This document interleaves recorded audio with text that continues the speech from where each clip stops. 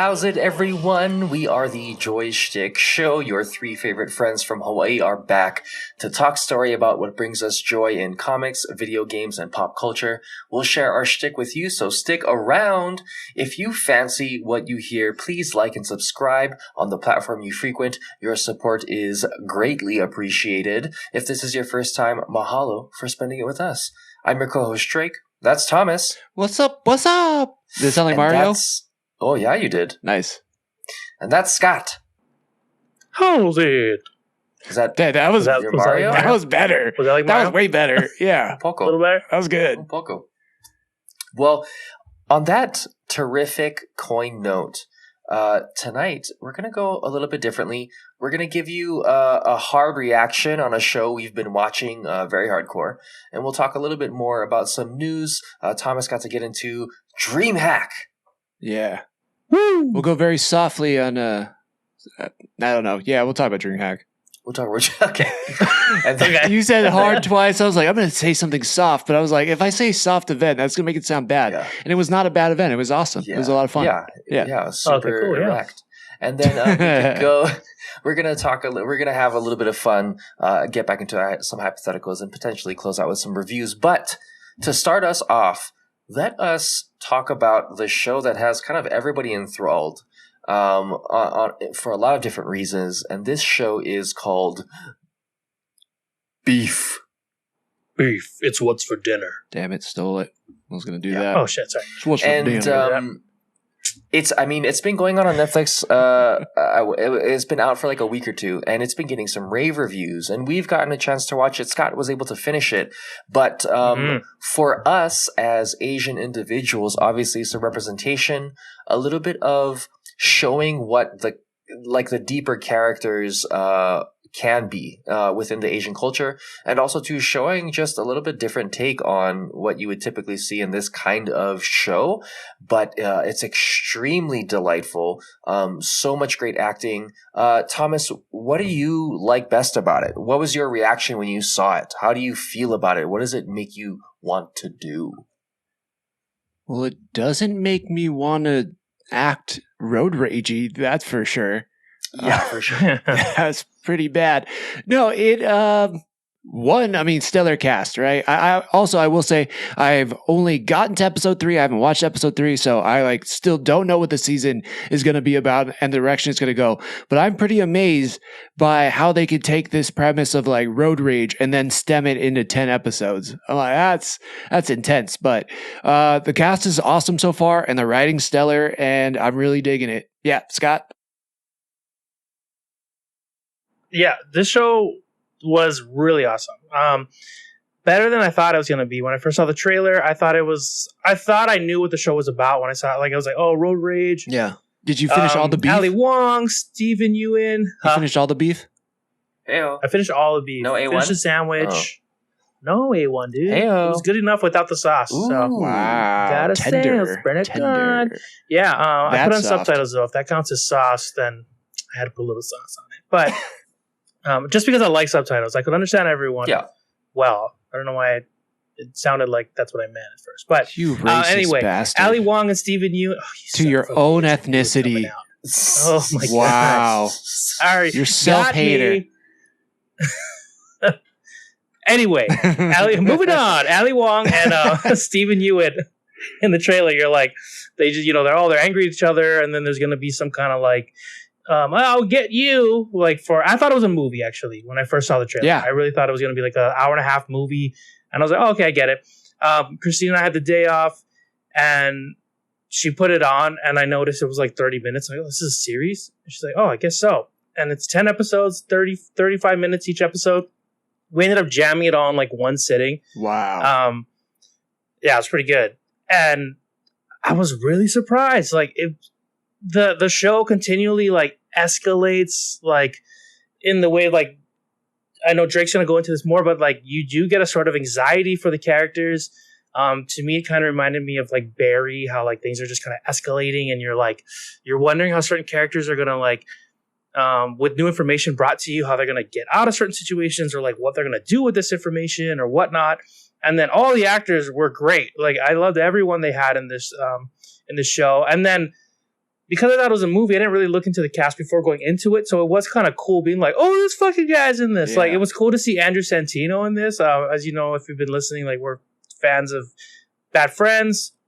And Andrew Santino's in this. And I'm pretty sure on one of their episodes, they were talking about a thing. Bobby brought up, like, oh, like, every other Korean and Asian person's in this show, and I'm not in it. And I had to do, I guess Bobby had some kind of scheduling thing, so he couldn't be in it. But it's funny because Andrew Santino's buddy, partner in crime in the show is this other great dude.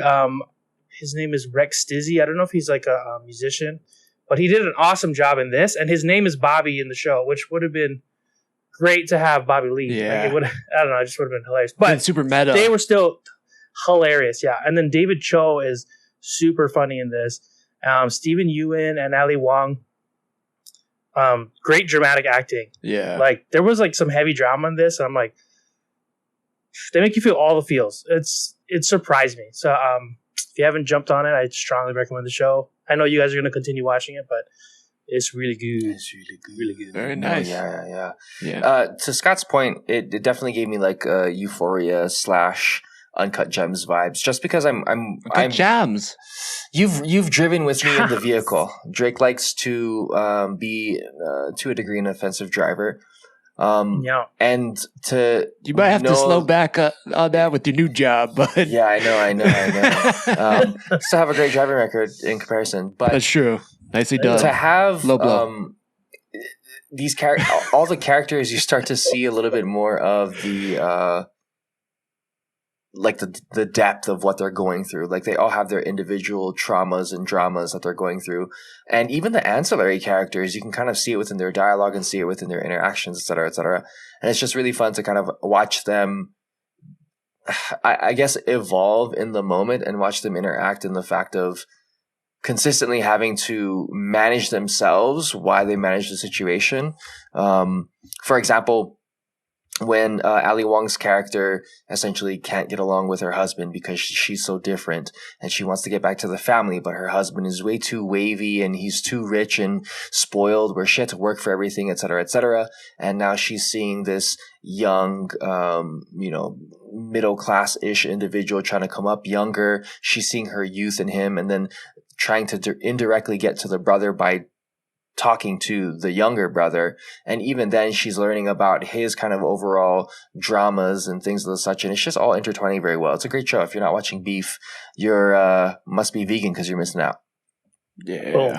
And real quick, shout out to Justin Americanda. Oh yeah, who went to school with. It was cool seeing him in the first scene of the show. Yeah, he got a pretty good amount of time, and I'm like, what a great spot to have a small part, right in the beginning of a show. Yeah. If anyone's gonna check out an episode, it's the first one. I'm a pilot, and it's like first scene. I'm like, that's awesome. Yeah, Justin. He plays such a asshole in the beginning too. Of like, God damn it, Justin, just be cool, man. Just be cool. I know. I was hoping to see him more later. Yeah, let him return the stuff. All right, the receipt's probably in there, bro. Leave him alone. Well, make him feel like an idiot. Please have your receipts. Yeah, he's been on the acting tip. He was in Twilight at one point in time.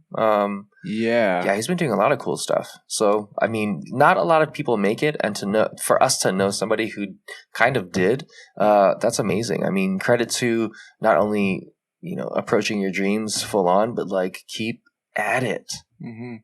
Hell yeah, beef it up. He's Justin American do, not just American don't. So happy about that for him. Yeah. Did you? That's a bumper sticker right there. Hell, that's right, brother. Well, put on your car. Let's go. Did any of you get to watch the Star Wars Celebration in this weekend? No, but I saw all the highlights on the social medias. Oh yeah, do you mind revealing it for us?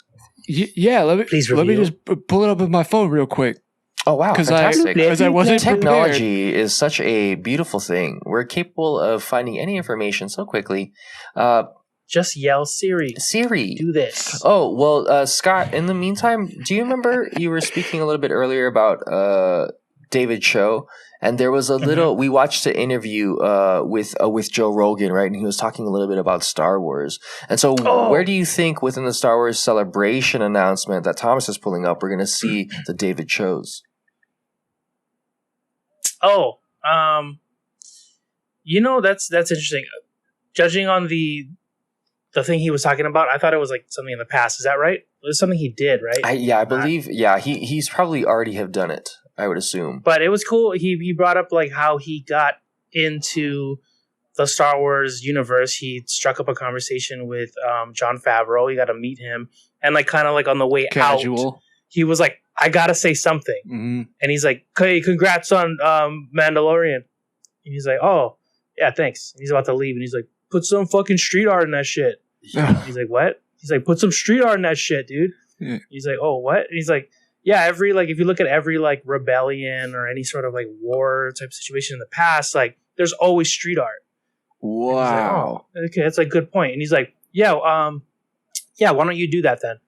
And he's like, no, I don't want to do it. I'm just telling you, like, find someone to do it." And he's like, "Well, I think you should do it." Yeah. And he's like, "Okay, I guess I'll do it then." Wow. And like, because it's David Cho, he's like, at this point, he said like, he's at this point in his career where he's not going to accept any money. So like, he's made enough money. He's like, everything's pro bono. What? So he's, yeah. Okay. We'll talk about what he did for the project. We're talking about Disney afterwards. Here. Yeah. Like, just take Disney money, all right? He said he didn't want to do the taxes. That's what he said. Yeah, he's like, "Dude, I make too much money. I don't want to do the taxes." And they're like, "You're the first person to ever turn down like Disney money." Yeah. Basically, in so many words, that's what they told him. Okay, there you go. But yeah, what was cool is like, so he worked. He was like, the street art, judging by who's doing it, judging by what region, how tall characters are going to be. That's how the street art's going to be laid out. Whoa, languages, all that stuff. He like went super hardcore because he's like, I'm a hardcore nerd. Like, yeah, I guess he's been like collecting comics and everything like forever from back in the day from a kid. And so he's like, but then he got a little part in The Mandalorian at some point, and he was like an extra, and they put makeup on him and stuff. And he said like, even though it was a little part, I think in the scene, I think he was describing like he's like cheering or something, but like he like learned the language of the character or the character type. Yeah, Fett's language. And he's like, so instead of like just kind of being there and yelling, he's like yelling in this language, and then they're all like, we're gonna show you for like a second, dude. Like, you can chill a little bit. He's like, no, I want to go. Like, I want to do it right. So it's just, it was just pretty cool. Like from that conversation with Jon Favreau. Jon Favreau. He got all that, but yeah, interesting. The street art too. Damn, I would have never thought about that. It's just like an in-depth look at, that's true. Like any type of like rebellious army in the world, like has some type of art or insignia and stuff. What a crazy way to look at it. Sorry, Drake, you were going to say something? Mm-hmm. No, I was going to say on that note, what are we looking forward to in terms of Star Wars in the coming months / years? Hold on, still got to look it up. No, I'm just kidding. I got it now. Wowzers. Yeah, wow, you really suck at typing. Man, I never met anybody so bad at Googling. So there is a bunch of stuff that dropped and some really cool announcements. I don't know. Is there like a particular order we should do it in? Because we're talking films, we're talking shows, we're talking new animation, we're talking bringing people back. Like they had, if you wanted to see something new in Star Wars or somebody that was alive that could be there who's still part of the franchise, it seemed like they were in the UK where Star Wars Celebration was this year, which is cool. I think every other year they're going to do like the US and a foreign country. And we've already got a notification that in 2025, it's going to be in Japan. So, Nihon, let's go. And it looks, by that time, we're going to have so many crazy, cool new shit coming out. I definitely want to try to be there. But we got notification. I think the biggest thing on Friday was, was Ahsoka. So we got the trailer for Ahsoka that dropped, the full trailer. Man, it looks phenomenal, right? And phenomenal.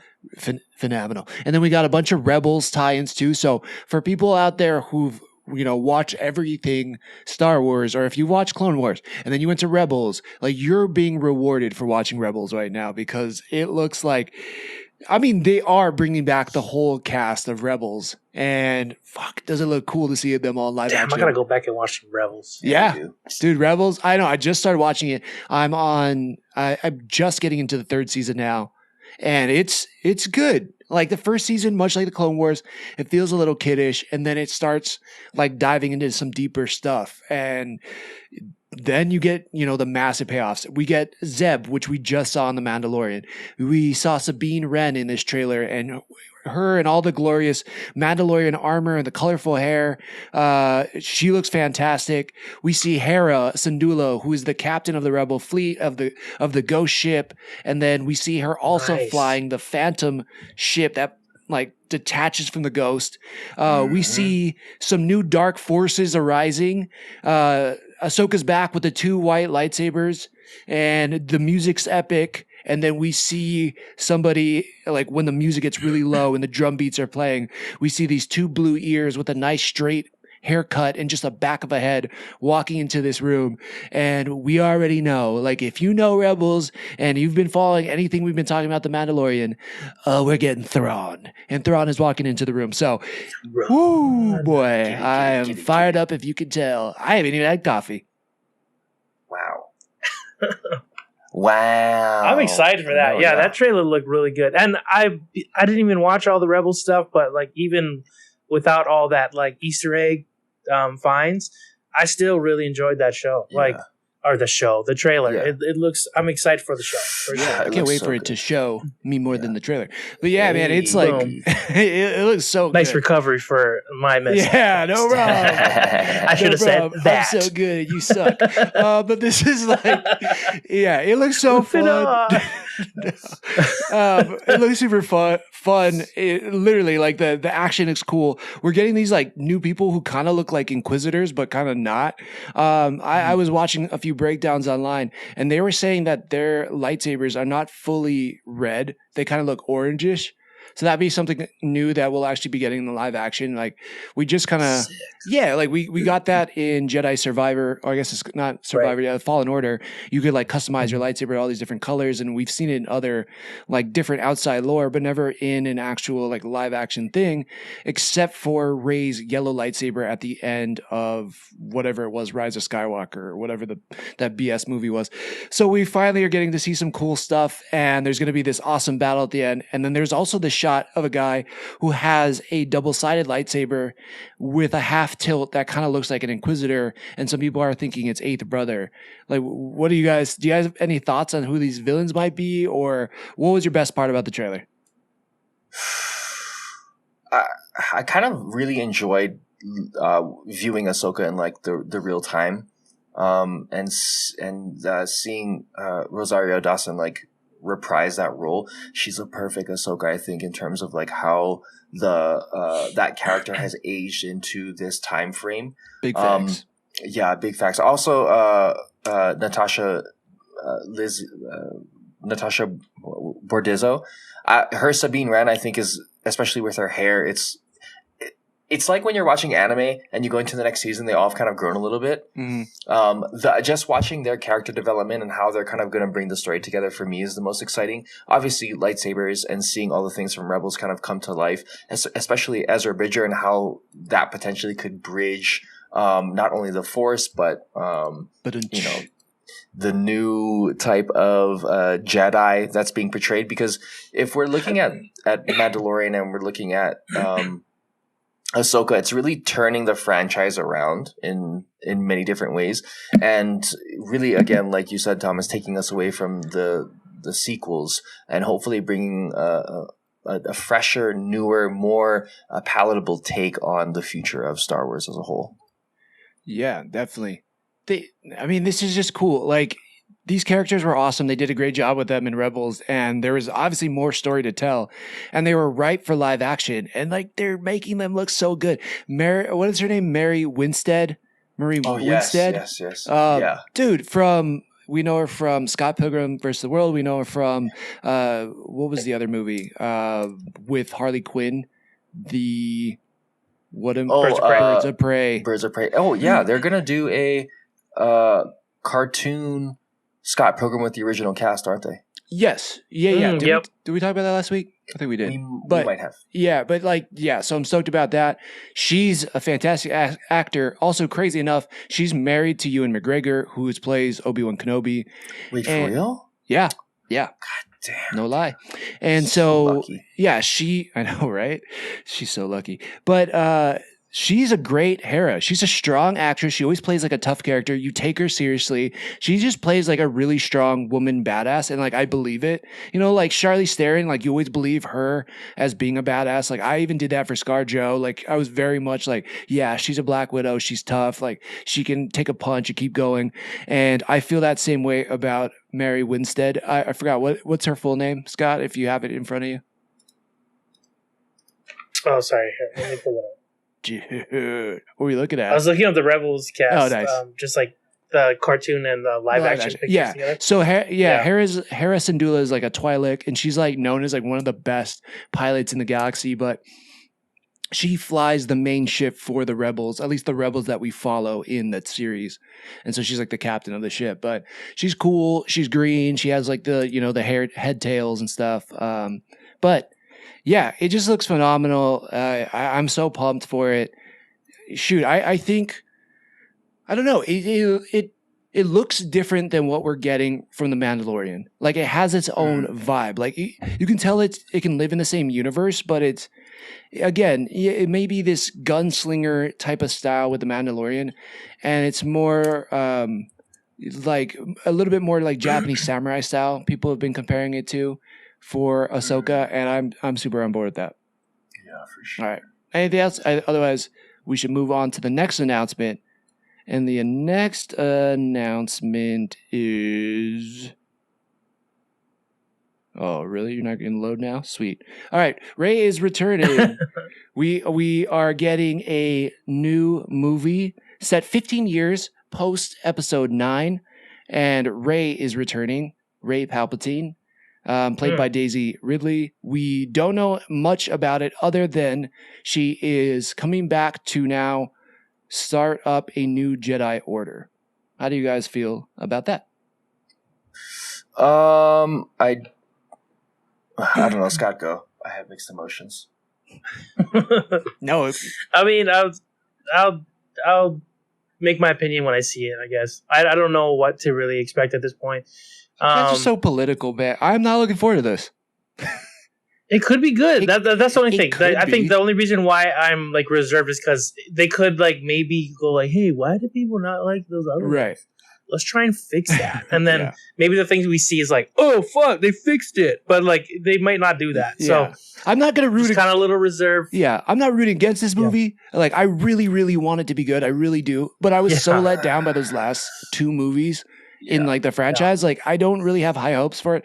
And said this other places, like Rey always feels like a half-developed character. Like there's so much good things that they could do with her, and they showed some cool stuff with her in the movies, but she never felt like she had heart. Like we talked about it with Dungeons and Dragons, like those characters feel like they have heart, and like it felt like there was so much meat there, and then when you bite into it, there's nothing. It's just air, and so you're like, what the frick? Yeah, sorry, Drake or Scott. No. What were you guys saying?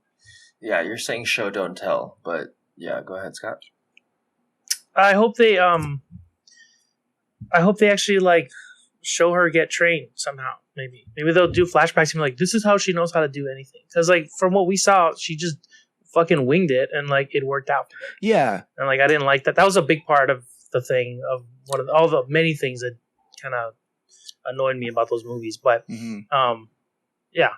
So how can she start a Jedi Order when you can't even consider her a Jedi Master? Like even Luke took 3 episodes to get to where he was, and he was being kind of honed in that sense, right? From Empire Strikes Back and into Dagobah with Yoda, right? Like, whereas Rey, yes, she kind of got to communicate a little bit within the Force, and like she had people talking at her and blah blah blah. But I would say the story is so similar to Luke's. Like, why would we and we know so much more about the universe, so why would we believe this now? To your point, Thomas, like, am I scared for it? Of course. Because those 3 trilogies are the reason why people have such weird feelings about Star Wars as a whole, even though the universe is so big and they're expanding on it. And everybody's trying to look for other things because we know that those sequels were unorganized. Right? Yeah. Yeah, they were just poorly mismanaged, and the swapping between directors who had completely different visions of the movie was not a good thing. It didn't serve the movie justice. Like, this is something that I definitely feel like too. Like, I wanted Finn to be a Jedi. Like, I wanted Finn to have this growth where at the end, because in the first movie, I don't even remember what they're called. Like, what's the first one? Rise of Skywalker or something? Something, I don't know, whatever. The Force Awakens. Force Awakens, that's right. Yes, thank you, Scott. In the Force Awakens, like, he gets the lightsaber, right? And he has to battle Kylo for a second. And you're like, oh, this is dope. I do like the Force Awakens movie. Like, I feel like it sets up so much cool shit. Who's Kylo Ren? Who is this new threat that's coming into the galaxy? Like, how did Palpatine return? Like, all these things. I mean, you have Oscar Isaac. He's like, a badass pilot. Like, all this stuff is cool. And then it just goes in this crazy direction. And then it just doesn't hit a satisfying end. And for me, like, it's still a letdown that Rey is a Palpatine. Why couldn't she be a Skywalker? Why couldn't she be a Kenobi? Like, so she's just from this bad guy that, like, keeps popping up. Like, okay, but. And maybe that's why she sees those dark visions, but you never really understand. I guess that makes the point, but it just really was so muddled and unclear. And I think the thing is, like, let's keep it kiss, right? Let's kiss here. Let's keep it simple, stupid, right? Like, and it just was so overly complex in some ways that it just never got to the point. Like, give us the point, give us the meat. Like, let us dive in. Beef is what's for dinner. Like, let's do that, Nice. Right? Just to tie it all together.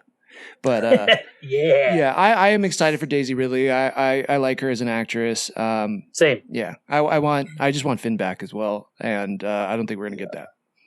All right, we're getting 3 other movies announced. We are getting a movie that Dave Filoni is directing that is going to be the summation of all of the Mandoverse. So all the Mandalorian stuff, Boba Fett, Ahsoka, I guess, is all going to be culminating into a final movie that Dave Filoni will direct. How do we feel about that? Sounds cool. Dave Filoni has been doing a great job. Yeah, I mean, he's brought us a lot of the stuff we are enjoying in Star Wars right now. For sure. So I've got more faith in that for sure. Yeah. I agree. Absolutely. I mean, yeah, it's in George Lucas's second in command. To take over and finalize it. I mean, I know it's weird because I've been hearing so much criticism on this season of Mandalorian, but I've really been liking it. I like this season more than I liked season 2. So yeah, it's interesting. So we'll see how that shakes everything out. But I'm pumped up about it. I think it's in good hands. We are also getting a movie directed by James Mangold, who directed Logan. And he also directed the new Indiana Jones movie. And he is doing an origin story about the rise of the Jedi, about the first Jedi. And he's calling it a biblical epic. Dude, that sounds fucking cool. Yeah, let me get into that. It sounds like it's going to be Dune level. Yeah, dude, like, that's what we need to start doing. Like, nothing against Skywalkers.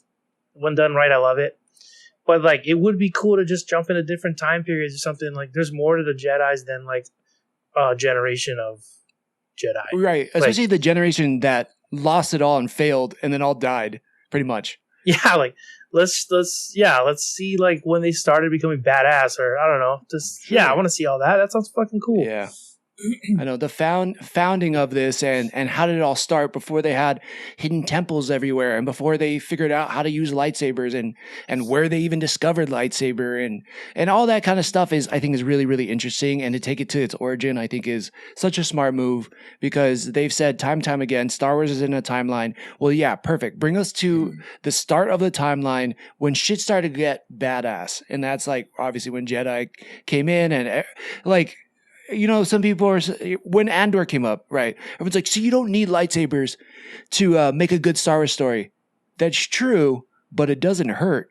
And I am definitely down to see them, you know, starting with the lightsabers and finding it and also finding, you know, the first person who taps in the Force and realizes like, there's something here. Like there's a power here that, can't be explained. I got to learn more about this. I think it's a very exciting way. Yeah, for sure. Just like apply a good story to lightsabers. Yeah. Like I want to see lightsabers in a good story. It could be both. Mm. You can get Andor and a good lightsaber story. Like, why not? Absolutely. Yeah. Yeah. The last movie is from a director named Obaid Chinoy. I'm not super familiar with his work, and I don't know if we got a lot of information about his movie, but I think it has to do something, I don't know, in the early, like the High Republic, I want to say. Oh, yeah. Is that what it is? Yeah. I think they're doing, High Republic is after the Old Republic, I believe, when everything was in its prime, where there was like, I guess you could say like the golden years of the situation. I know they were talking about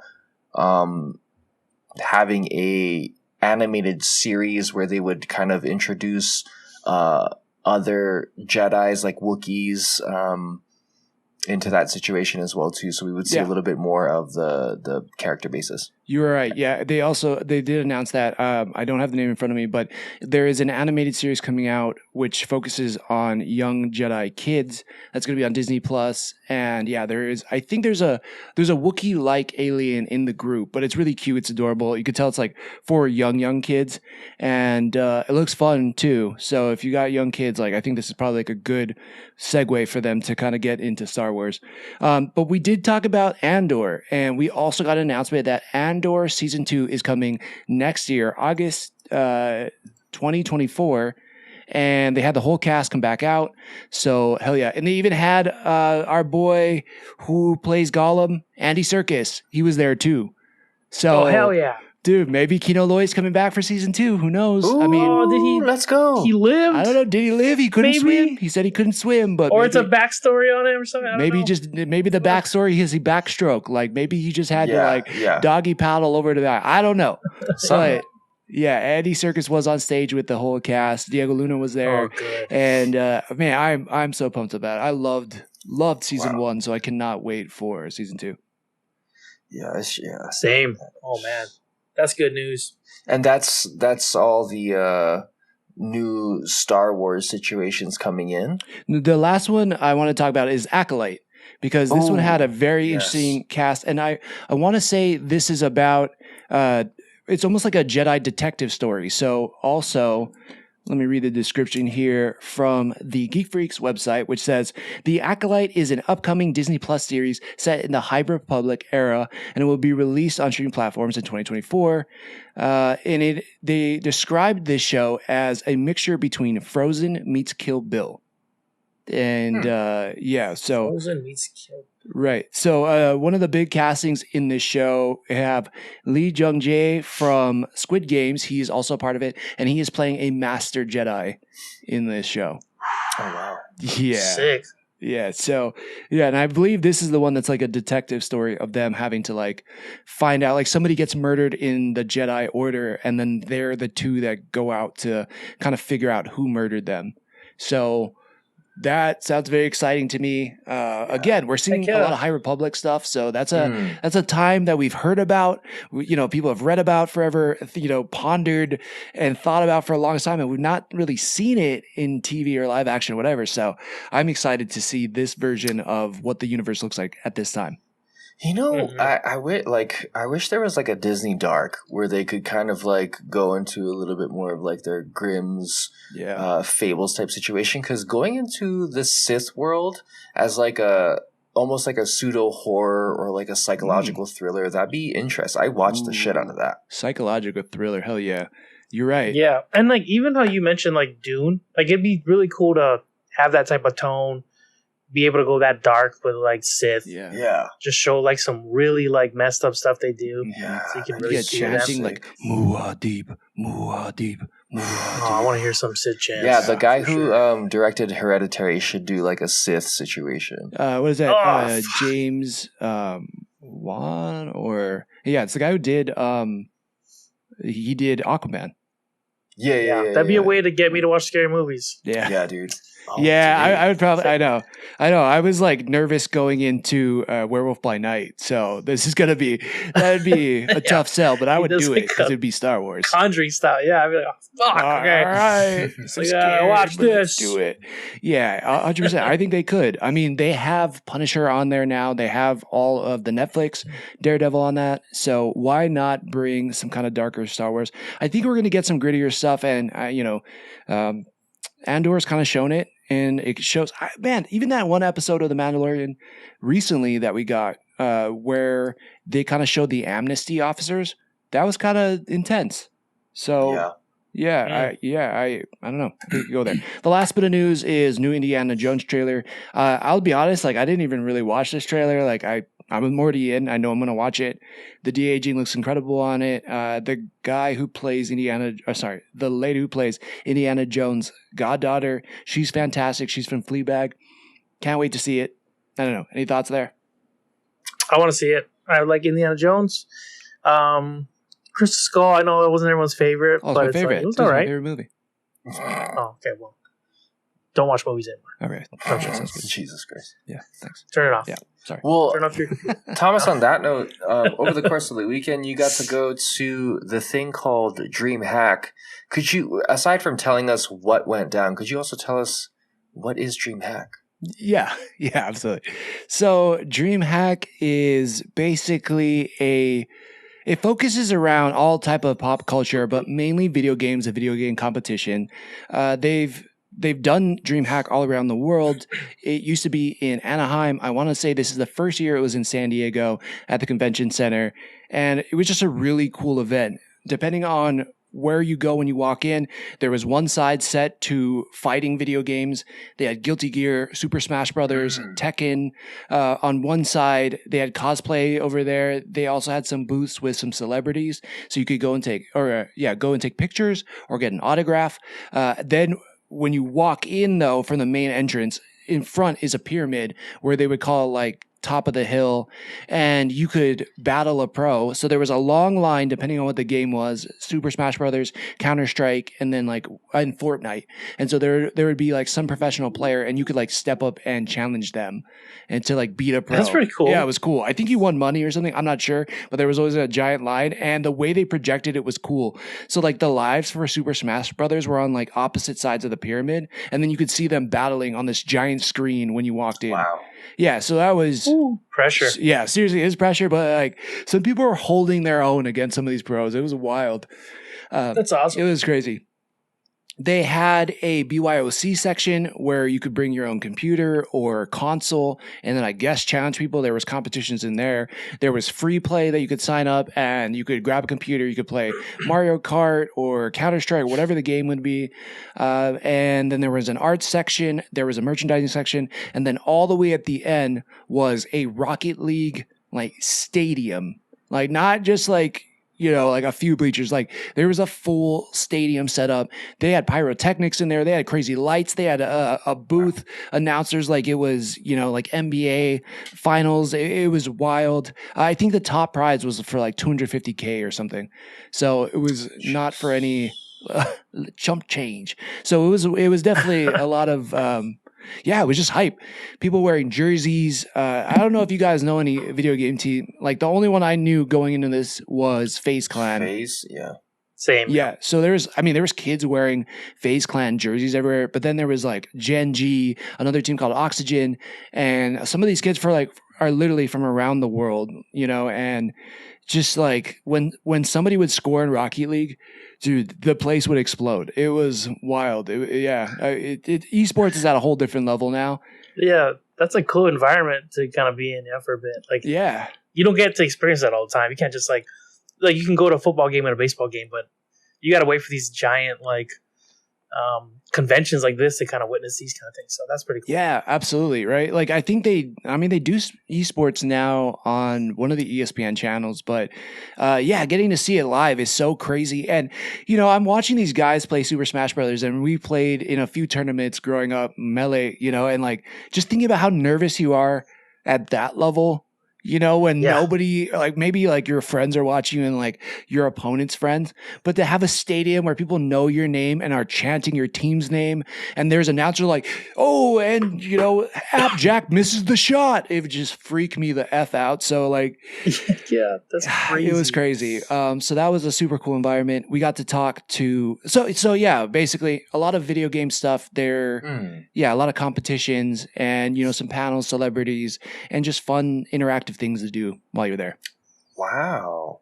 Let's give us something that you will definitely remember and something that you could leave behind. Oh, wow. Okay, well, the only way leave behind, let's start with that. Just because I'm pretty lazy now, so just trying to get there was not my favorite. I was like, oh, okay, I gotta get dressed. I gotta pack my bag. Oh, I gotta bring my phone. So that stuff, yeah, I can leave that behind. But all the hard stuff. All the hard stuff in life, yeah. So if you get, leave that behind. And one thing I remember, well, we got to run into some pretty cool people that have also showed up on our Instagram and all that stuff and follows us now. But this guy called Straw Hat Goofy, massive TikToker. I think he's, you know, in the upwards of like something a little over 1 million followers. Really cool guy. He was super nice. Remembered me from LA Comic-Con where I got to meet him there, and me and him just got to like chat for a little bit. You know, did a little quick interview with him, and he gave us a shout out. Cool. Yeah, which was really cool of him. He's amazing. Like, I don't even really need to promote him because the guy's everywhere. Yeah, and so I just kind of got to talk to him a little bit behind the scenes of like, what's life like? You know, is it hard to, you know, talk about movies now that you're getting paid by studios to show up in? And he was like, no, not really. He's like, the thing about me is like, I can always find something good about every movie. And I'm like, damn, man, that's like such a positive way to look at the industry, but also like just for any job, you know? Yeah. So that was cool. And just getting bro out with him was awesome. I also got to meet a few voice actors, which were really incredible. Somebody that you showed me, Scott, Eric Bauza. Dude. Yeah. That's so awesome. You got to meet him. He's fantastic. I mean, he's done like so many different Looney Tunes characters, and just got to talk to him about the industry and what he thought about the event, and he was having a great time. And just, you know, what is it like now for him to be where he's at?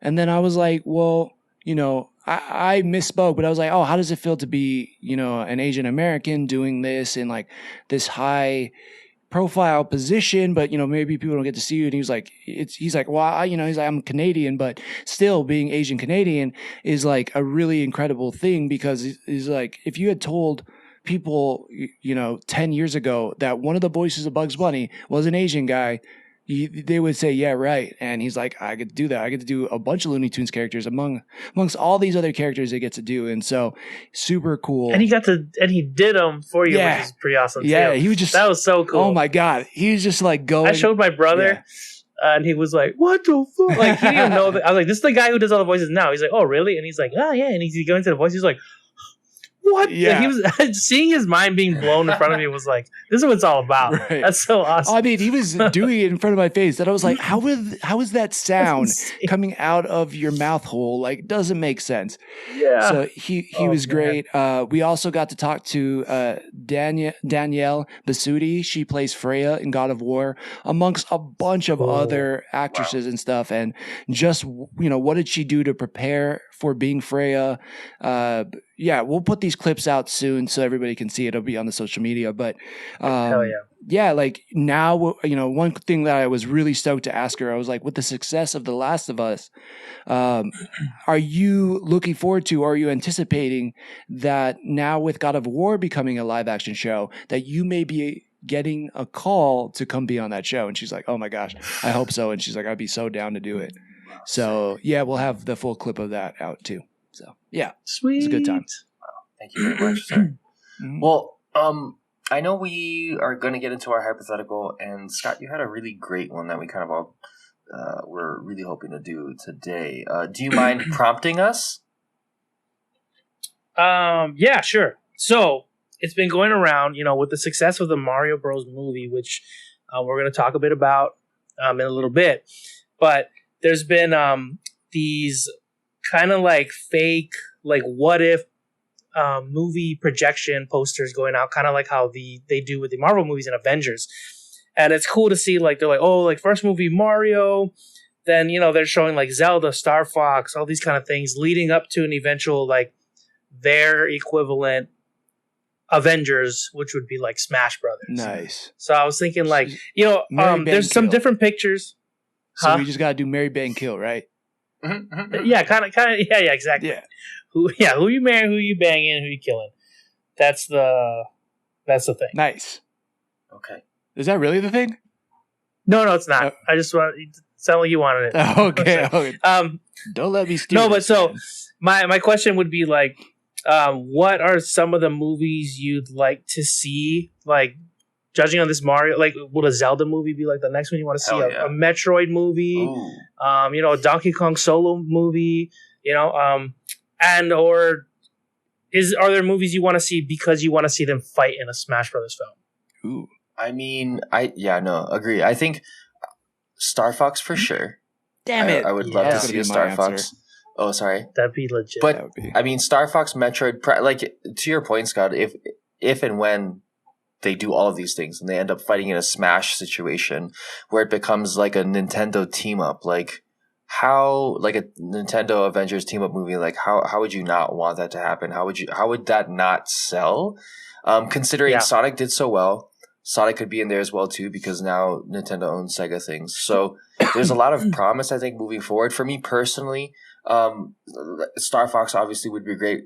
Zelda would be great. What is that? Yoshi's Island, Battletoads, and Double Dragon for sure. Is Battletoads on the play? Like, is that an option? That sounds sweet. I don't even know, but why not, dude? Yeah. I didn't even think about that, but that would be cool. Yeah, for sure. I'm thinking like some space type of movies would be awesome, like Metroid and Star Fox. I think we can agree. They could definitely do like a Nintendo Star Wars type situation with the ships and dogfights and stuff with Star Fox. Yeah. And then you could do really cool Mandalorian kind of stuff with Samus Aran. Or you can make it kind of creepy like the movie Alien, but like still kid friendly, you know, kind of like mystery and just eerie and, you know, monsters, and she's got a freaking cannon for an arm, you know, like it could definitely work, I think. So Yeah.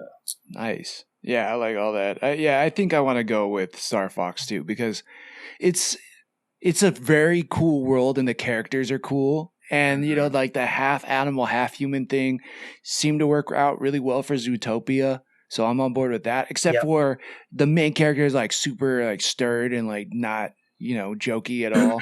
So that would be good to mess with him. I got a question. Would you be angry if they got Tom Cruise to voice Star Fox? Not at all. I'd love that. He'd be Maverick. Oh my god, that'd be great, dude. That would be solid. He'd bring so much emotion. Oh my god. In fact, I want that. I want them to do that. Yeah, I hope they do it. That'd be great.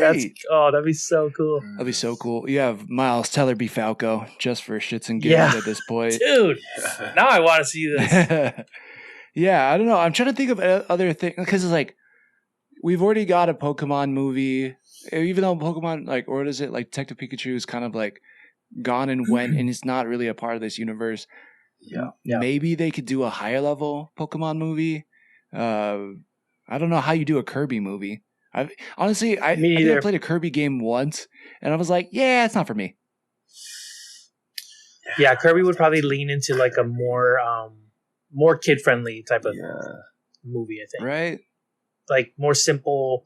It's got to be super adorable, and they got to throw all the powers at it. Like I want to see every Kirby variation ever. Yeah.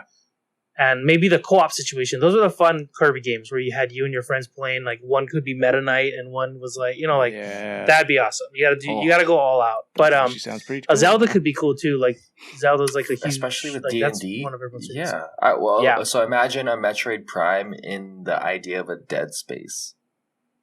Yeah, that'd be cool. You want just horror everything. Yeah, you're like Star Wars horror. Well, that's Nintendo the thing, actually. Horror, everything horror. Like, let's go. Let's do it. Out of all the Nintendo property, though, that would be the one that'd go horror. That's true. For sure. Yeah, because even in the remake of the game that I saw recently, I'm like, that's kind of freaky. The shooter, like, Yeah. those things popping out, like they're literally popping out of eggs. It's like Alien. It's kind of freaky. So that's true. Yeah, I'm not mad at it. Sounds pretty cool. Yay. Nice. All right. Well, that was fun. Any other thoughts on Mario Universe before? Should we just jump into Mario the review? Yeah, dude. Let's just jump. Yeah, let's do it. The Mario Bros. Review. Mario movie was fun. I liked this movie. Yeah, Scott, take it away. Give us the breakdown. Yeah. So this movie was better than I thought it was going to be. Okay. Like, I know a couple things that, or I guess the one big thing everyone thought was going to be a distraction, and it might be a distraction for some people still, but it was like the voice acting, right? They're like, oh, it's so American and it's so not what we grew up with, like the, like Mario's like Italian type of accent. Here we go. Going on.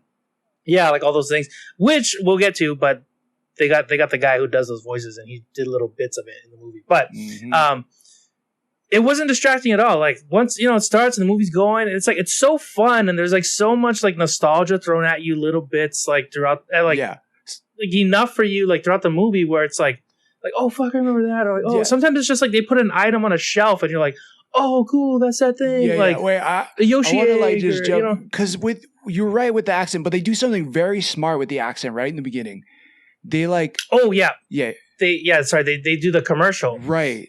Yes, so they do a Mario Bros commercial, and then they do their accents like in the game, and it's supposed to be like they're playing up because that's their characters in the commercial. Right, that's so smart. Like, they do it like my brother. Yeah, they do it like your local market, like cheesy commercial, like Hawaii has a bunch of like plumber, like call this plumber, or like San Diego plumbing or whatever. But they do one for Brooklyn, and they're like, the dad's kind of giving them shit for being these like, you guys are so cheesy, and they're like, that's what people want to see. They want us to be these like super over the top Italian guys, and so they have to like they get to drop it in front of their family, and you're like, nice, okay, that's why they don't talk like that. So it makes total sense. Yeah, that's very true, and that was a good because it gives you a little bit of like what you want, and then they go into what they're doing. Yeah, and then they even got the dude who voices Mario, the Charles Martinet. Mm-hmm. There's like a guy who pops up like in the beginning and at the very end, and he's like, I swear he says one of the phrases too, like "let's go" or something but it's like, oh, that's Mario. I think he does like that's the one I know. Laugh after the cart jumps and it skids when they're on the Rainbow Road. I think he does that thing because it sounded. I was like, that doesn't sound like Chris Pratt. Maybe it is, but I mean, it very well could have. But there was actually like a character that popped in the scene, and like he was that guy. Oh, really? Like that was Mario's voice. Yeah, it was like a couple, and it was the same guy at the very end. He's like there again, and I was like, oh, that's cool that they included that guy. Yeah. But it was cool. It's like it's a perspective of like they're regular plumbers, and then they find a part in the city that's like they didn't know was there, and then they get they find this pipe, they get sucked in, and then that's when the journey begins, and it's like all this stuff going on, and I think everyone did a great job with their characters. Bowser was great. Like Jack Black did an awesome job as he always does. He's hilarious. We even get a little ballad from him, which was great.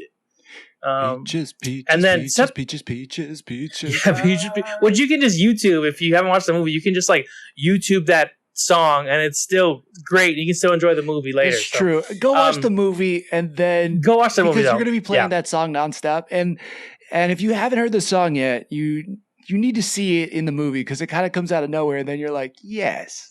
That's true because I've heard it for the first time in the movie, too. And I'm like, like you were saying a little earlier, off camera, where it kind of came out of nowhere, but it fit though. It did, and it was cool because it's set like he's giving this grand concert, but he's by himself, and it's just like it was cool to see another side of Bowser, where it's like you think he's just a mean guy all the time, but like when he's alone, he's like writing songs. Yeah. And like singing about his love. Mm-hmm. It's just hilarious. Seth Rogen did an awesome job as Donkey Kong. Not distracting at all. You know what? I thought out of all the voices, like that was going to be the one. I'm like, okay, like I hope it's good. Like I love Seth Rogen, but I thought it was going to be the most distracting. But I really liked this Donkey Kong. Agreed. It was hilarious.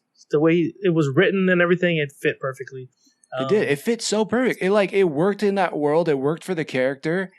And yeah, it just like, it kind of blended it. And like where they bring him in the movie, it just like, there's a lot of setup before then. So they were really smart about how they use everybody's voices for everything.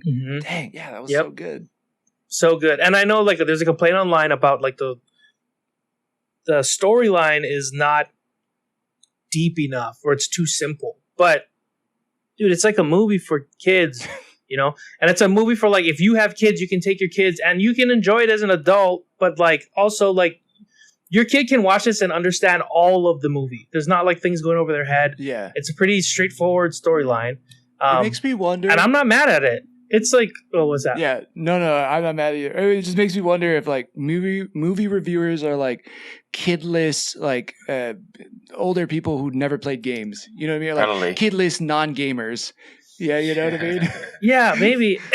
But also to me, it felt like, it's like, oh, we got to find something to say about this movie. And like, that was it. And, like, because it seems like a really weak negative. Yeah. I'm like, okay, like, it's still good. They're just like, well, it's good, but it wasn't strong enough. You know, it's they like, said the same it was thing good. about Avatar Way of Water. And it was like, I like that movie. I thought that movie was great. Yeah. Also, this is the Illumination. They made Despicable Me. They made Minions. Oh, really? Like, you know, like, people still... Yeah, that's why in the beginning of the movie they had the minion in the cart. Yeah. So it's like, this is the same company that brings you that. So it's like their main focus is like to make sure families enjoy this. So like, you know, if you go in with that in mind, like it's a kind of simple story, but it does everything you want it to do. You know, Mario's gonna like do all the cool things. They show a lot of cool stuff. Everyone's like, the good guys do cool good things, bad guys get their due in the end kind of thing. But like the whole way they put it together was still really interesting. And I know I saw the trailers and it felt like I was worried I saw all the cool parts, but it was still cool seeing, like you're saying, when they fit together. Yeah. Like the road they take to meet Donkey Kong and all this stuff. I was like, oh, okay, this is cool. This is now they're going to bring him in. Like it all flowed nicely. It did. I really liked it. Yeah. Yeah. It's interesting. Like it didn't feel like it had maybe one scene, but it didn't really feel like it had any wasted space. Like it was, you know, a tight hour-and-a-half movie. Things kept going. Every scene moved to the next thing. Like we need to do this so we can move on to this next part of the journey. And you're like, okay, cool. And then it was just like moving along. And then you're meeting all these cool people and all this like cool world aspects like as you're going. So it was like such a fun ride, man.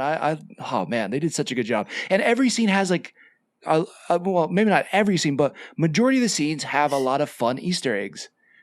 Heck yeah. And like, yes, based like from every game you played, from like the very beginning to like 64 to like the newer ones, like characters or suits or what have you, like there's like things in there. There's even a character that I won't ruin it, but there's when they're racing, they show this character, and I'm like, oh, I bet you that's going to lead to this. And then, like, towards the end of this part where they're in the carts, I'm like, yeah! Like, it led to that thing. I don't know which part you're talking about. Now you kind of got... Is it okay if I just say it? You want me to say it? Spoiler warning for this part. Skip 30 seconds. Okay, spoiler warning. All right, yeah, what is it? So, one of the Koopas had a blue helmet, and he drove this big tank, and he had these spikes on it, and I'm like, first I thought he was, like, the physical embodiment of the blue shell, because he's, like, just coming after the first guy. But then at the end, he's like, you're not getting away, blue shell! Like, he yells it and then, like, hits his head and then he just kamikazes. Like, he turns into the blue shell from Mario Kart and then just, like, blows up the track. But I thought that was so cool. Yeah. Like, if you didn't play to Mario Kart or whatever, or, like, maybe you didn't notice, like, to see that in the end, you're like, maybe you were waiting for it and then they give it to you. Like, all the aspects that you want to see in the games you remembered, they give it to you. Like, it was really fulfilling. It was cool. And I'd love for them to build off this universe. It was really fun. Yeah, I want to see another one. One of my favorite Easter eggs was when they're like, okay, we all need carts. And then they go in to pick the carts and you can see like the Donkey Kong garage. But then they're all like spinning the wheels. And it's just like Mario Kart where it's like, pick your body, pick your wheels, pick your glider. It's just like the game. I was like, that was awesome. That was so cool. Right, when Luigi goes, like, so they kind of go into this like Thor and Loki section. They split off, and he drops into like the ghost world, kind of like Luigi's mansion, and he has to like hit the light to turn it on. And there's all like the dead Goombas or whatever, not Goombas, but that reminded me of like Luigi's mansion with his flashlight. Yeah. Like that was great. And then they had the dead Koopas, right? Mm-hmm. And then the Shy Guys in the house. They're all creepy. The lightning strikes, and they're just behind him. Yeah. And they're like pulling him, like wah, wah, wah. Like it's just so good. And then even at the later in the wedding, you see the King Bomb guy from Mario 64, and then King Boo. Like they're invited. Like, really? It's just like I didn't notice that. That's funny. Yeah, they're like sitting in the front or whatever. It's just like it's fun. And then later, one of the gifts was like a Yoshi egg, and I was like, "Are we gonna see Yoshi?" Like, we see Yoshi for a little bit, but I thought maybe he was gonna hatch and then he was gonna ride him or something. But even without that, it was still really cool. But just seeing little things were but there was that part when they were walking through all the different worlds, right? Or I guess islands or whatever. Like I guess they crossed through Yoshi's island, and as the Yoshis are running by, like one stops, and then the Yoshi music plays. So I was like, wow, like, dude, stuff like that. That was another thing too. The soundtrack, I think it's great that like, of course, like Nintendo's so signed on. You're getting like all the actual sounds from the video games, and then the songs for each thing. You're getting Bowser's theme song and all the different parts. It's so good. And then it's kind of changed up a little bit, like a little modern take, but so nostalgic. Yes. Yeah. Absolutely. Even the montage where he's like training to get through everything so they could go on the journey. It was just like cool because you're like, oh, I know exactly what that obstacle is. Oh yeah, okay. He's gonna grow big. He's gonna shrink down. And how they explained the power ups too was cool. Like I was like, this is a cool concept. Yeah. Man, really good job. It was not distracting at all. The voice acting cast was phenomenal across the board. Chris Pratt, like it works for this version of Mario.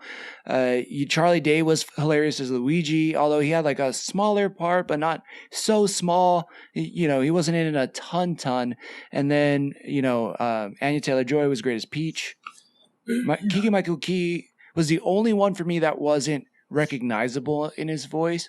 But still, like when he delivered lines, you're like, yeah, that's Keegan-Michael Key saying that. That's for sure. Right. I didn't watch the movie, but was like Waluigi and Wario up in there? No. Oh no! But there's like I know Jack Black is like reaching out or trying to reach out to Pedro Pascal to play Wario. Yeah, and that would be amazing, especially with like Pedro, in everything right now. Yeah, like, and I think he would. That would bring all the money. Yeah, he would do. He seems like a fun guy. Yeah, exactly. I know there's another circulating thing about like before I heard about the Pedro they had this picture circulating with Wario and Waluigi, and it was Danny DeVito and Willem Dafoe as Wario. I'm like, oh, that could work. That could work. I saw another one that was Pedro Pascal was playing Wario, and Oscar Isaac was playing Waluigi. Oh, that could work too. Yeah, I was like, I'm on board with that. Yeah. So yeah. Man, that would be so fun. It was just a good time. I like. It's so crazy because it seems like fans and critics right now can't agree on anything as far as movies go. Like this is like the widest gap I've seen because everybody I know who's seen the Mario movie loves it. And if you read any type of like critical review, they hate it. So I don't know where the disconnect is here, but I thought it was a ton of fun. And I don't know. Like if I don't have kids, but one day when I have kids, like this is like a movie I definitely want to show them. They're like, dude, check this out. And then all the Easter eggs, like, oh, the reason why Donkey Kong's in it in a Mario thing is because like Mario first showed up in a Donkey Kong game. That's like the first place Mario ever was. And then, he battles him later on and then they become friends. And, this thing is like, Super Smash Brothers here, like all this stuff. Like there's so many little Easter eggs that it's just a fun thing for adults, and it's probably super entertaining for kids. Yeah, for sure. And top grossing animated film, and that's not bad either. Ever? That's crazy. Yeah, wow, that's crazy. So well deserved though, because I think this movie's phenomenal. And yeah, if you hate it, you're crazy. You're crazy. Oh, well, thanks for that awesome review. I'm definitely going to watch it, but obviously you guys know with the new job, it's been tough. But some things Well, thank you very much. Congrats, man. Yeah. But one thing the things that I were able to watch are the things we've been keeping up with, which is The Mandalorian, Ted Lasso, and Shrinking. So why don't we go from Shrinking to Ted Lasso to Mando? Because obviously Mando was just chef's kiss. Absolutely. Why don't you kick it off, Drake? Because we talked a lot right there. Yeah. So the season finale of Shrinking, episode 10,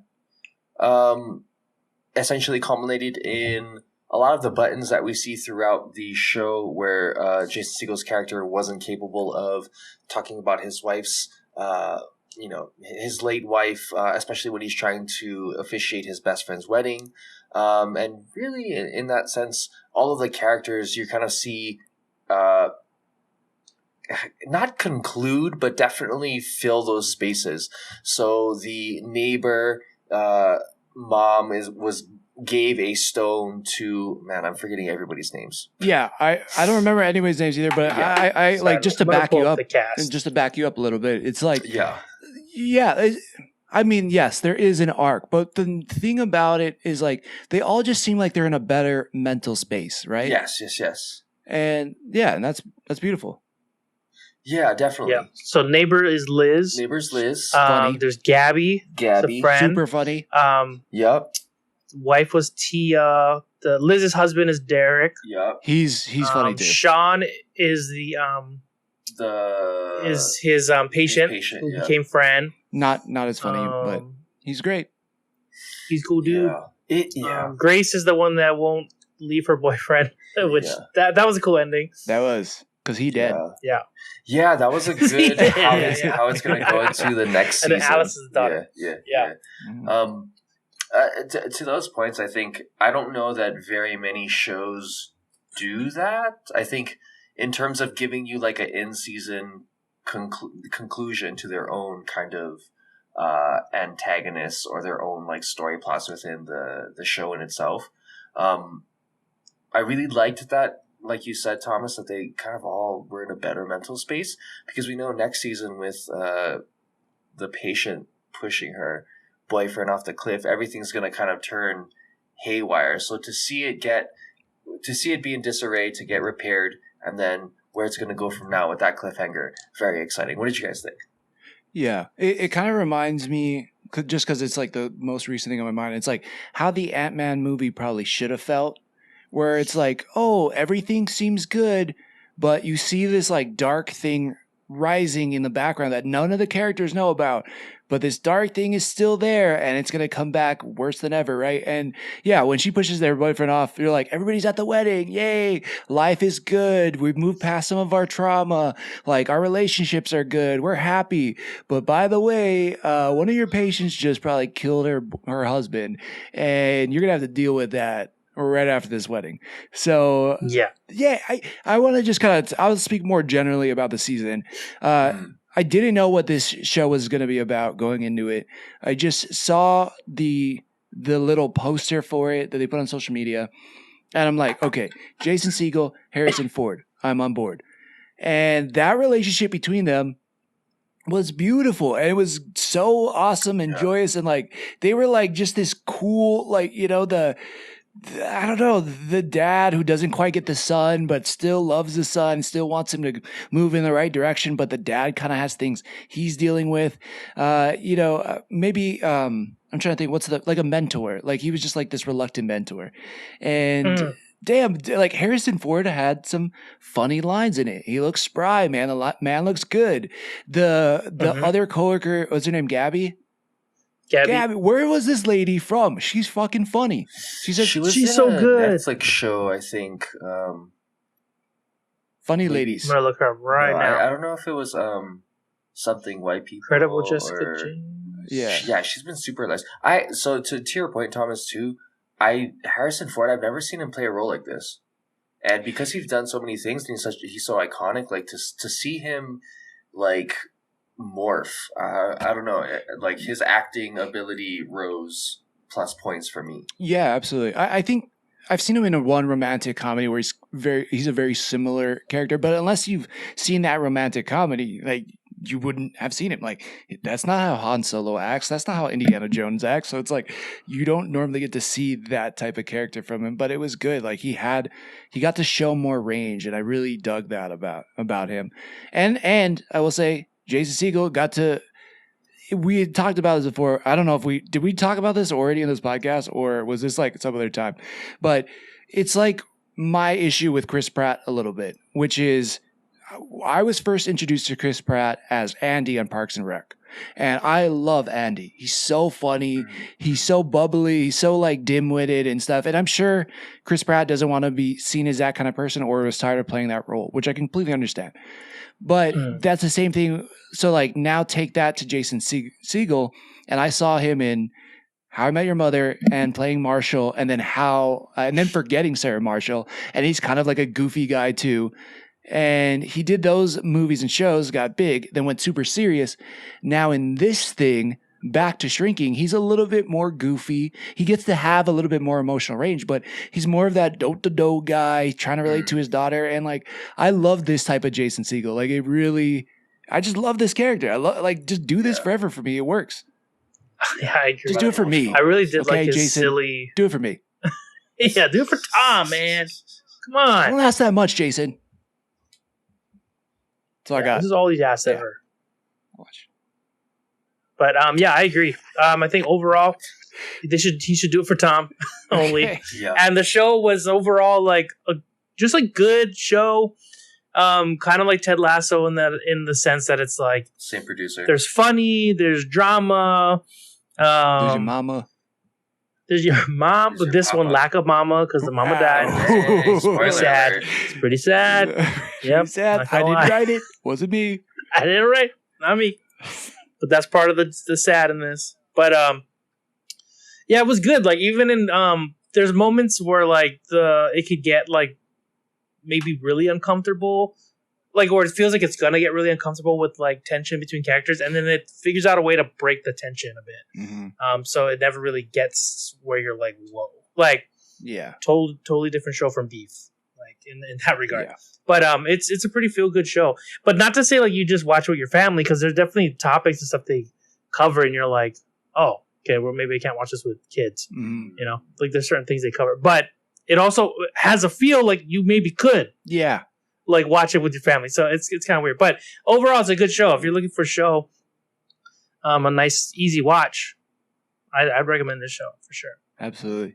Yeah. Shrinking's awesome. I hope they come back for season 2, and especially knowing that Ted Lasso is ending, this is going to be coming clutch. Drake, do you watch the latest episode of Ted Lasso? Yeah, so Let's go back to back. Ted Lasso, Mandalorian. yeah, Let's do this. I mean, Bill Lawrence killing it on these Apple Plus situations, making bank, bringing Zach Braff in the ish, and then having Brett Goldstein kind of help cross utilize. Whatever's going on over there is super fucking fantastic. This past Ted Lasso was interesting because last one we got Zava in, and we kind of saw the tension between Jamie and Zava and the team. And in this one, Jamie's he wants to be as good as Zava. And so he's really building that relationship with Roy, waking up early in the morning, trying to get some extra training in. And you kind of see in the background how Nate and Rebecca's old husband, Yeah, Rupert. the old Rupert, that dynamic too. He's trying to find that like fathership mentor type situation that he had with Ted, but it's definitely not the same. He knows that Rupert's a little bit more cutthroat, kind of a butthole, and he feels like he needs to kind of match that energy in order to be the person he thinks he wants to be. Having second thoughts about how he treated Ted and how he acted, but at the same point in time, he's still a genius. Like he's making his way in the Premier League, dominating with West Ham, being able to essentially bring a lot more of that play, even though his insides are a little bit more confusing. Richmond then end up playing West Ham, and it's a whole big thing. Obviously, Rebecca wants to win, and everybody wants to win. Yeah, it gets nuts. It gets nuts. Like from a point of view of a fan of soccer, what were your takes in how emotional this episode was? It was really emotional. I was like, man, and you want them to win because like everybody has these emotional stakes on why they need this win, right? For sure. Rebecca wants it, obviously, for the Rupert things. Like, I'm trying to think of like what everybody else is reading. Ted just needs it because he finds out the wife is, hooking up with his old marriage therapist. Like, all that's super messed up. Like, everybody needs this win. And Ted won't stoop low. He won't stoop so low that he'll show the team the video of Nate ripping up the believe sign. And you're like, dang, Ted is just like a good guy to the end, Like, even when somebody's stabbing him in the back and literally coming into your room, your house, and tearing up your thing, like, Ted's like, nope, we're not going to do it. Like, don't tell the team. We're going to try to win this our way. And, Coach Beard and what's his name? Brad Goldstein's character. And Roy, thank you. So Coach Beard and Roy were like, nope, we're getting our ass kicked. We need them to be pissed off. And they show the video and it doesn't work, And so the Ted Lasso method works really well for Richmond. And we just get to see that more. I don't know. I'm trying to think of anything else that really stood out in this episode, but that was kind of it. Yeah. Scott, how about you? That's probably all the things. Okay. Honestly, I wasn't able to watch the episode. Oh, okay. Moving on. But you guys did such a good job explaining it. I'm pretty sure you nailed it all. So yeah. I can't wait to watch it. It felt like a very middle of the season episode, where seemed like they were going up, up, up, and then they hit a snag in the road, and it's like, okay, there's still room for them to build. There's still room for there's still hurdles that the team needs to get over, that Ted needs to get over, that Rebecca, that all these people need to get over in order to be the best versions of themselves this season. And this was kind of that point where you're like, oh, because the last episode before this was like, oh, they're killing it. Man, nobody can stop them. Dang, okay, all they got to do is beat West Ham and then they'll be in the top 3 and they get their ass kicked. And the team just falls apart, and you're like, oh man, it's tough. It is. I think this episode was very emotional, and it was very tough to watch. I was like, ugh, yeah. It was one of the harder things I think I had to watch last week. Damn, agreed. Yeah, agreed. So make sure I got some tissues nearby. Yeah, I mean, I honestly thought this was more emotional than the first 2 episodes of Beef. Ooh, Boof. Yeah. So, saying that, so. All right. Well, Scott, did you at least get to watch Mandalorian? I did. Why don't you kick us and right in there? I enjoyed it. Oh, wow. Yeah.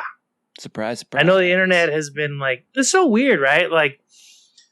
I feel like it's Mandalorian when it first came out, it felt very episodic. Mm-hmm. You just kind of, you do a thing.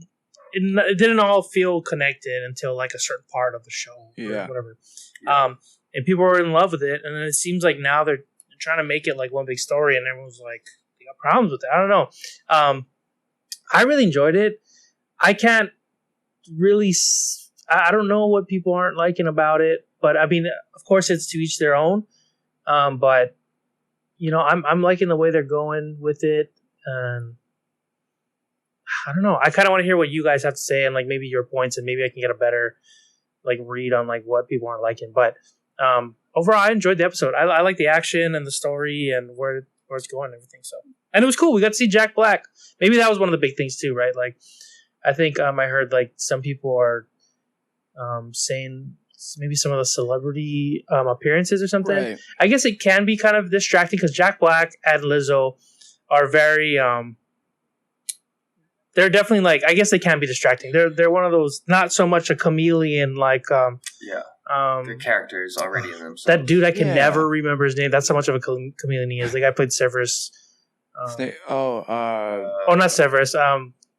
Snape. Oh my gosh, what the hell is his name? He plays Commissioner Gordon. Gary Oldman. He was Gary Oldman. Gary Oldman. Yeah, I can never remember his name. He's such a chameleon. Yeah, whoever he plays, he's that person. You're yeah, and you could be watching it and oh fuck, that's Gary Oldman. Yeah. You're wait, who is it? And you look it up. You're what? Gary Oldman. Yeah. What? Or you're watching an old movie. I've seen this movie 5 times. I didn't realize this. Yeah. But when you see Jack Black and Lizzo, you're oh, for a second, you're whoa, it's cool. It's them. And then oh wait, what were they saying? And then I rewind a little bit, so I could see it's kind of distracting. Yeah. Wait, Drake. But did other than that, I thought it was cool. Yeah, absolutely. Drake, did you run into the issue on the cameos? Yes and no. I kind of felt I get what it felt like a celebrity soup in that sense. And I did get that it was supposed to be grandiose, right? It's like these huge figures that are running this community, et cetera, et cetera. It felt out of context. I would have liked to have seen potentially a cameo in the background or something, where I would like to see Jack Black be, outside of his character. I would like to see him be tyrannical because he was a part of the Empire at one point in time. But it didn't throw me off too much. I just kind of took it as it is because, I mean, it's nice now that we get to see Star Wars be like a mainstream thing where people actually want to be a part of it versus just some niche thing, which what it was previously. So, both. Yeah. So, one, I didn't have a problem with this at all. Like, it was such a welcome surprise. Like, I was watching it, I was like, okay, I got to watch it. I'm going to do a recap on it right after this. And I was like, oh, Jack Black? And I was like, what? And then I was like, wait, Lizzo? So that part got me, and I was already like, I was just having so much fun with that. And it was this crazy ballroom scene. They're all drinking the goo from the alien inside the fish tank above their heads. Already, what the hell is that about? That's already kind of weird. And then it sets them on this police chase, and and then they go down into the security room, and then it's like, boom, Christopher Lloyd. I was like, what? And then Christopher Lloyd, they just like slap you in the face with all these cameos. Yeah. I loved it. I was like, this is cool. I'm surprised. The other thing to that too is the Mandalorian has been throwing. Yeah, the Mandalorian has been throwing in odd cameos in places the whole time since season 1. Jason Sudeikis is one of those unmasked stormtroopers. Talking about Ted Lasso, he's one of the unmasked stormtroopers that's punching baby Yoda, Grogu, in the sack. Yeah, for sure. We had was it Dave Monahan? I think he's one of the aliens. It's like a couple SNL actors that have played a bunch of random aliens in it.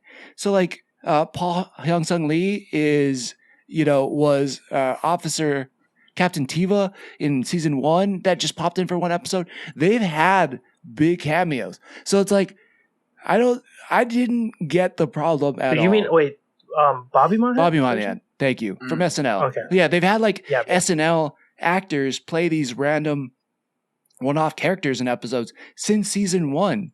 So it's like, what's the big deal? I know that Jack Black and Lizzo are like larger than some of these other characters in terms of like personality, not in terms of size, but like in terms of personality, right? And so it just like, it makes, I don't know. I just like don't understand. Like, I think that's so cool and it works. And he's great in this. Like, he's great in Bowser. Like, he's great in School of Rock. Like, you just throw Jack Black in the room and I'm probably going to enjoy it. And it didn't take me out of the episode at all. So when people are like, oh, it totally took me out of the episode, I'm like, I don't know about that. Okay, was that the thing? That was a big thing that everyone had a problem with? Yes. Well, that was one of the big I just heard that people had a problem with. Okay. Yeah. It didn't bother me either. I thought it was good. The only part, I loved everything about it. The chase, the action, the whole idea of the droids not wanting to get replaced, the whole idea of them drinking the Nepenthe and then the Nepenthe like reprograms them. I loved all those concepts. And then how it Scooby-Doo's at the end. I thought that was awesome with like, it was the security director the whole time. Like all that stuff really worked for me. The only part that I didn't care for was the passing of the Darksaber on in this episode. That was the only thing that was like, really all that build up for almost 2 seasons. And then he just kind of is like, remember that time you saved me in a cave? Yeah, you guys weren't there, but that happened. Here you go. Yeah. And they're like, okay, yeah, I buy that. Exactly. Yeah. Exactly. You're like, all right. Well, I guess everyone's cool with it now. That's true. I was joking with Christine because she kind of was watching in that part. And I was like, it felt like in the same realm of like, okay, here, punch me in the face. And then, ow, I dropped it. Oh, you took it. Oh, right. You win. Like, it was like just... Yeah, it was just funny. He just kind of he could have told him any story. And they're like, yeah, it's good. Well, like, so, but yeah, it's fine. It's whatever, I guess. Maybe they were scratching their head and like, I don't know how we're going to do this and not kill Mando. Well, true, but like, why couldn't they have had Mando fight, like, his name was Axe Woves. Why couldn't Axe Woves have called out Mando and said, hey, I want the Darksaber. I challenge you to a fight. Now, Mando does challenge him. He says, this is the plan. I believe that you can beat him to Bo-Katan. So he fights Axe Woves. Axe Woves, like, he's like, oh, I submit, you beat me. And then Bo-Katan comes in, fights Axe Woves, beats him. Now she rightfully gets the Darksaber, and you still get that action sequence, and nobody dies. That's true. I mean, is there like you get to keep it for a day at least before the next challenge or something? Or is it like instant? You at least get to hold on it's for like 24 hours. Can I lease the saber? Bro, please? I just fought. Like, let me get some water. You know, so I don't know if the grace period is. And then that guy seemed kind of. I wouldn't trust that guy. Yeah, that dude. He's like, oh well, you know, they're my guys now, so fuck off. That's like, true. Who's to say he wouldn't just kill Mando? Yeah. If I mean, in that scenario, Mando's like, I'll let you win, and then he's like, ugh, goes too far. Yeah, and then because he's a douche. So I don't know. That's trure, but then at least you're skipping the part where he just like looks at her and goes, "Here you go," and just drops it in her hand. Yeah. He's like, you guys got a problem with this? And they're like, no. He's like, all right. Yeah, all right, cool. All right, yeah, sounds good. It's like, Okay, all right, that was the only part in the episode where I was like, I guess, but everything else I thought was really fun. The chasing through the streets and the procedural and the world they built up, like it kind of looked like a version of Mandalore in these dome cities, and then the hyperloop was kind of cool, and the city looks super clean, and like I can't shut down the robots. These people wouldn't know what to do because they don't work. You know, it's like all those concepts are really interesting, and it's really cool in the Star Wars universe. So for those reasons, I'm like, damn, this is a really solid episode. Was it the best episode ever? No, but it was pretty damn good. Mm-hmm. No, I agree. It was really cool. Yeah, especially you go back to that the chase scene. I thought it was really cool, like the lighting and everything, like seeing this big ass robot like knock people over, like fearing for its life sort of thing. Yeah. I was like, it kind of reminded me of like iRobot or something. Yeah, definitely. I really dug it. It was cool. Yeah, it was cool. I mean, even when they were dodging the things he was throwing, like Bo-Katan was using her jetpack, Mando was like running, diving, all that stuff. It was like cool to see how they use, their own tech and how proficient they are, and they just use it differently. And you can, I don't know, I guess they're setting up that Bo-Katan is a really well-trained Mandalorian. Like she deserves the Darksaber for sure, right? I mean, her whole mission has been to get the Darksaber back so she could rule Mandalore. And she gets the Darksaber back in this one, but it just seems for me, it was just like not a super fulfilling way. But even still, like we're seeing, different schools of thought in Mandalorians. And I love that this season is really driving home, hey, the biggest threat to the Mandalorian culture has been the Mandalorians. When they are divided, they are not strong. And this is why they become divided. Because there's so many sects and religions and different beliefs that it pulls them away, where if they could just get under one rule or whatever, that they all could figure out some system that worked for all of them, damn, are they going to be strong and powerful, because they are a solid warrior class, and that they're pretty unstoppable. Yeah, that's true. Sorry to go back, but when the droid was like running and doing parkour, I was thinking to myself, like, man, if only they could move like this during the Clone Wars, maybe the Separatists would have had a better chance. Yeah. Definitely. They only had like those, I don't know, whatever. I just call them squeakers. They were like the toothpick looking droids. Oh yeah, those like get them, maybe. Yeah, those things. They call them clankers. But yeah, definitely, if they had more of those droids, it'd be game over. Yeah, it was funny too. Like, so even when they're carrying the boxes, that felt very much like how the droids you've always seen them walk. Right. Yeah. They just kind of like go into that front. But as soon as it like woke up, it was like, oh fuck, gotta get out of here. It's like it had so much life to it. Yeah. It was really cool to see. I would have loved to see them be like that. Like, just they would have been able to like dodge shit more versus just taking shit to the chin, like when they were just killer robots. Yeah. And to your point too. Yeah, I mean, it was cool to watch in the earlier shows, though. Yeah, like in the movies, because you just have a wave of. It's almost like zombies in a sense. Like they're kind of mindless, and they're just wave after wave, and then the Jedi were just like mowing them down. Thank you. World War Z reference. I to your point, Thomas, I really enjoy how they're building out kind of like these stories of not only the droids but the clones and Bad Batch, the spy gates within the underworlds, the Boba Fett situation and how that's probably going to go deeper into the underworld as well too. And you have like we've taken a break from like the Jedi and the Sith, and we're kind of circling the galaxy, and then hopefully coming back to that in Ahsoka. whatever's happening in Disney right now with the the Marvel universe and the Star Wars universe is really capable of immersing an individual within this world in a way that we haven't really had previously before. So, man, it's super exciting to see all the things moving forward here. Yeah. Yeah, I think this is just a big case for, have a fan be in charge of things. Like you have Dave Filoni with Jon Favreau, and they get to argue.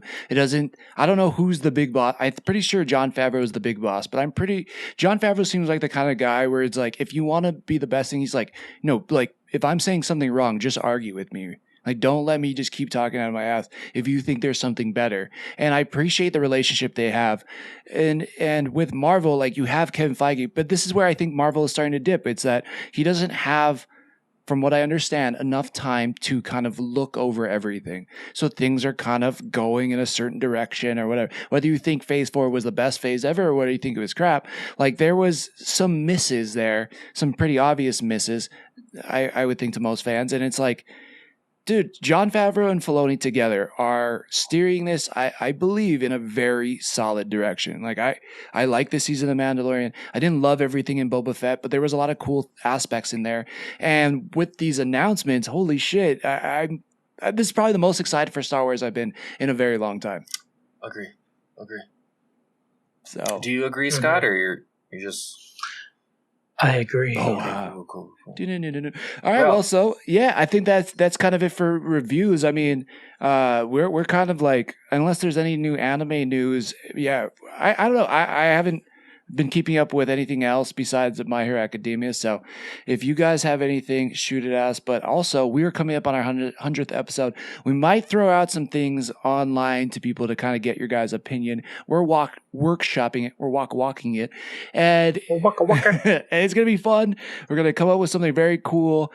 And then we're going to go on a long break. But we will tell you more about that later.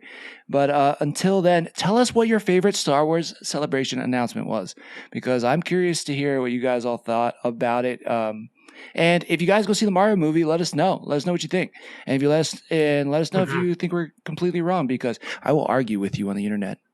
Oh, Jay. Dude, he will. Yeah, I will. But I'll quit because I get very lazy and sometimes I get tired. So I've seen that too. So absolutely. All right, guys. Any final thoughts, closing words? All right, moving on. Good night.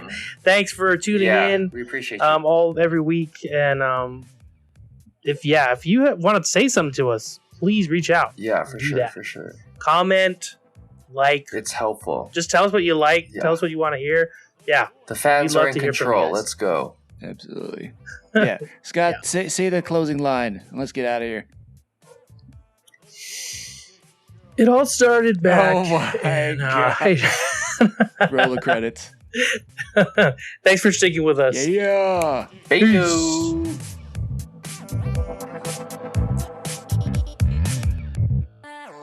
The Joy Schtick Show.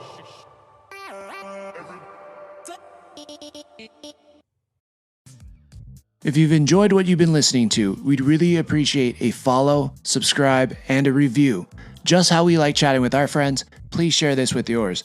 Feel free to join the squad and follow us at JoySchtickShow, Joy Schtick Show on Twitter and Instagram, or anywhere you listen to podcasts.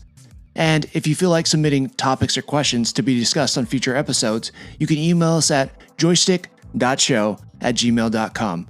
As always, thank you, peace out, and make it a great rest of your week.